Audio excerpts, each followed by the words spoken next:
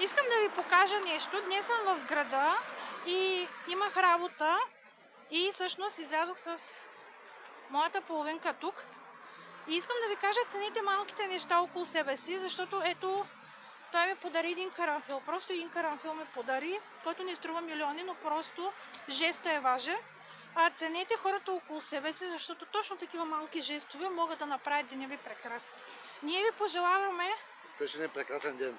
Точно така, бъдете усмихнати и винаги цените малките неща, защото точно малките неща могат да направят деня ви прекрасен и да ви накарат да се чувствате желана, обичана, ценена и да направи деня ви прекрасен.